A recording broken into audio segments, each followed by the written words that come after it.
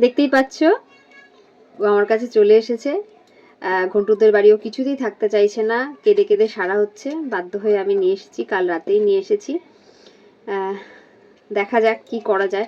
আসলে সমস্যা যেটা হচ্ছে, আমার ঘরের যে বাচ্চা তুলা, ও ভীষণভাবেই একাচোরা। ও একদমই কোনো কাউকেই পছন্দ করে না।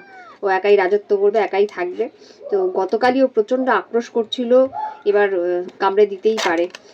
আর ছোট বাচ্চা তো, কামড়ে দিলে একদমই সেটা নিতে পারবে না। সেই ক্ষমতা এখন ওর হয়নি, সহ্য শক্তি এখনো আসেনি। তো সেই ভয়টাই আমার রয়েছে।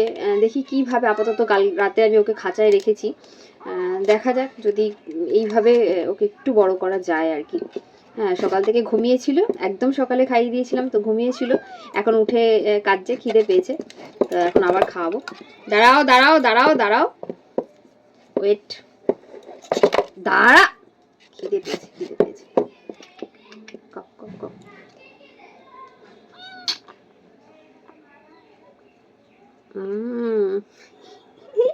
খাচ্ছে। দাঁড়াও দাঁড়াও দাঁড়াও দাঁড়াও। কাও কাও কাও কাও কাও। খিদে পেয়েছে।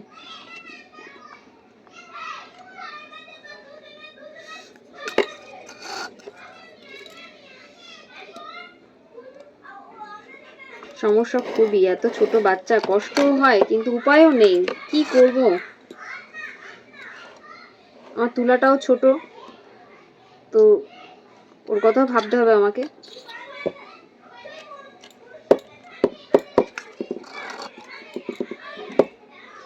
তোমরা প্রে করো ও যেন খুব তাড়াতাড়ি বড় হয়ে যায়, নিজে খেতে শিখে যায়।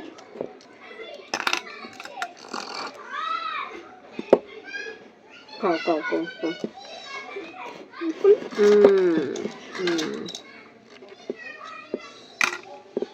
বেশি খাওয়াবো না, আবার পরে খাওয়াবো, ছোট বাচ্চা তো।